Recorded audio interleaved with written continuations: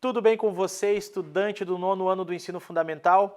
Eu, professor Dagoberto, junto com a editora Veloz, estamos aqui para mais um encontro onde o nosso objetivo é estudar matemática. E vamos começar direto com uma questão que está aí no nosso material, questão número 18. Você encontra ela no seu caderno de estudos, na página 18, inclusive. E diz assim: o valor de y na figura abaixo é... Então, o que nós temos ali? Temos um quadrilátero, ou seja, uma figura com 4 lados, aonde nós queremos saber exatamente o valor do ângulo que está faltando. Então, você lembra exatamente quanto que dá a soma de todos os ângulos internos de um quadrilátero? Para isso, nós podemos começar usando a fórmula da soma dos ângulos internos, que seria soma dos ângulos internos igual ao número de lados, que é n, menos 2 vezes 180 graus. Então, como é um quadrilátero, temos 4 lados. A soma dos ângulos internos seria 4 menos 2 vezes 180 graus. Então, sendo assim, a soma dos ângulos internos seria 2 vezes 180, que daria 360 graus. Como nós já sabemos isso, agora fica mais fácil. Quais são os ângulos que nós já temos nesse quadrilátero? Vamos lá. 120 graus, mais 120 graus, mais 50, mais y. A soma deles tem que dar exatamente 360 graus. Vamos somar as medidas que nós já temos conhecidas. 120 mais 120, 240. Com mais 50, temos 290. Então, 290 graus mais y é igual a 360. Se o 290 está somando, ele vai para o outro lado da nossa equação fazendo uma subtração. Então, temos 360 menos 290, que dará exatamente 70 graus. Então, este é o valor do nosso ângulo y. Tudo bem até aí? Então, espero que você não tenha encontrado grandes dificuldades ao resolver esta questão. E agora eu quero convidar você a acompanhar comigo a nossa próxima questão. Ainda na página 18, vamos resolver a questão 19, que diz assim: a soma dos ângulos internos do polígono que forma a placa de trânsito a seguir é... Então, nós temos ali uma placa de trânsito que é um polígono. Você já viu quantos lados tem esse polígono? Ele tem exatamente 8 lados. É um octógono, certo? Então, nesse caso, vamos pensar agora em como fazer a soma desses ângulos internos. Para isso, nós usaremos uma fórmula. A fórmula da soma dos ângulos internos é n menos 2, onde n é o número de lados, vezes 180 graus. Então, ficaríamos como? A soma dos ângulos internos seria 8 menos 2 vezes 180 graus. Então, 8 menos 2 quanto dá? 6. Então, ficamos com 6 vezes 180 graus. Fazendo a multiplicação de 6 vezes 180, nós encontraremos como resposta 1080 graus. E assim descobriremos, então, que a soma dos ângulos internos deste polígono é exatamente 1080 graus, que é o que nós encontramos na letra A. Então, espero que você esteja se dando muito bem neste assunto, que é muito importante dentro da geometria, soma dos ângulos internos de um polígono.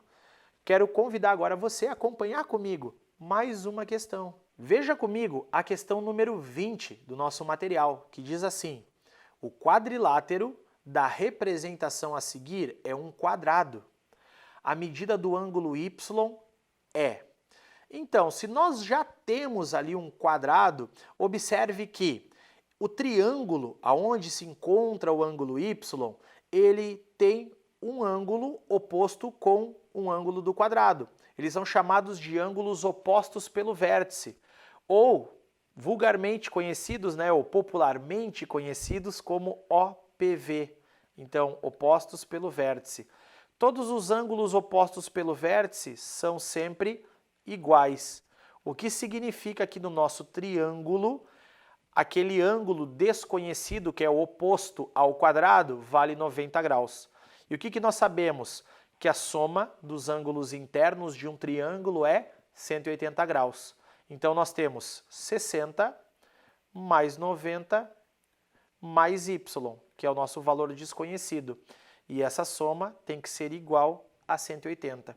60 mais 90 equivale a 150 graus, mais y é igual a 180. Se o 150 está somando de um lado da equação, do outro lado nós realizaremos uma subtração. 180 menos 150. Então, teremos como resposta para y exatamente 30 graus, que é o que nós encontramos na alternativa C, de certeza, ok? Então, espero que você esteja se dando muito bem aí nas nossas questões. E agora eu quero convidar você a acompanhar comigo a questão 22 que está no nosso caderno de estudos. E diz assim a nossa questão 22. Dada a figura a seguir, identifique as coordenadas dos vértices do triângulo ABC. Ou seja, nós queremos saber exatamente, né, quais são os pontos, né, que formam o nosso triângulo. Sempre que nós vamos identificar os pontos do plano cartesiano, nós começamos pelas abscissas, representadas pelo eixo x. E depois nós procuramos as ordenadas, representadas pelo valor de y. Então, começando ali, exatamente o nosso vértice A. Esse nosso vértice A, ele é indicado exatamente pelo valor do x equivalente ao 3. Então, nós temos ali o ponto 3 para x e para o y nós temos o valor 4. Então, o ponto A é indicado exatamente pelo valor 3 para x, 4 para y. Já o ponto B, ele vai ter a indicação, por exemplo, para o x, em primeiro lugar, começando com o menos 5. Então, nós temos menos 5 para x e para o valor do y, nós temos o número 2. Então, menos 5 e 2 positivo. E o ponto C, nós teremos o ponto começando por x, 5 positivo, e para o y nós teremos o valor equivalente a menos 3. Então, de posse dessas informações, nós agora podemos procurar qual é a alternativa correta. Observe comigo ali qual poderia ser então as alternativas, ou melhor, a alternativa correta, né, que tem os valores, né, das coordenadas.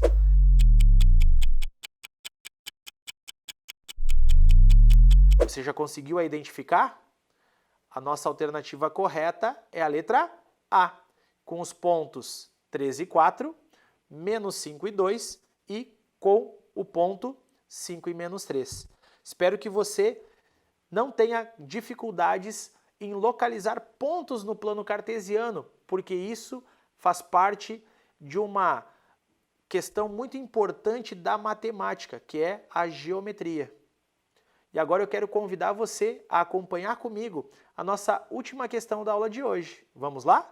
Acompanhe comigo a questão 24, que diz assim: Manuel construiu um portão de alumínio para sua fábrica, cujas dimensões estão representadas a seguir. Então nós temos ali um portão que tem uma largura de 8 metros e uma altura de 6 metros. Nós queremos saber exatamente qual o comprimento da viga colocada na diagonal do portão. Se você observar, esta viga colocada na diagonal do portão, ela vai formar uma outra figura geométrica, não mais um retângulo, mas sim um triângulo, porém um triângulo retângulo, aonde exatamente esta viga que representa a diagonal nesse triângulo pode ser conhecida como hipotenusa. E se nós temos aqui então um triângulo retângulo, já que possui um ângulo de 90 graus, e queremos descobrir a hipotenusa, podemos usar o famoso Teorema de Pitágoras. Por quê? Porque o Teorema de Pitágoras é usado em situações que envolvem o triângulo retângulo, onde nós temos duas medidas e buscamos a terceira. Então, o que diz o Teorema de Pitágoras? Ele fala para nós que a medida da hipotenusa elevado ao quadrado é igual à soma do quadrado dos catetos. Então, fazendo assim, nós conseguiremos achar a medida da nossa diagonal. Então, a nossa diagonal ali, que é o tamanho da viga, é conhecida como x. Por isso, x elevado ao quadrado, que é a nossa hipotenusa. Nós temos agora os outros dois catetos. 6 elevado ao quadrado mais 8 elevado ao quadrado. X ao quadrado é igual. 6 elevado ao quadrado, 36, mais 8 ao quadrado, 64. Então, somando 36 com 64, teremos 100. Como o nosso x está elevado ao quadrado, vamos tirar a raiz quadrada do 100. Então, raiz quadrada de 100 vai dar exatamente 10, ou seja, a medida da viga equivale a exatamente 10 metros, que é o que nós encontramos na alternativa B. Espero que você esteja sempre atento, sempre focado aí nas nossas questões. Não esqueça de continuar estudando matemática, interpretando, resolvendo problemas, porque isso é muito importante. Agora desejo a você bons estudos e nos encontramos nas nossas próximas aulas. Até mais!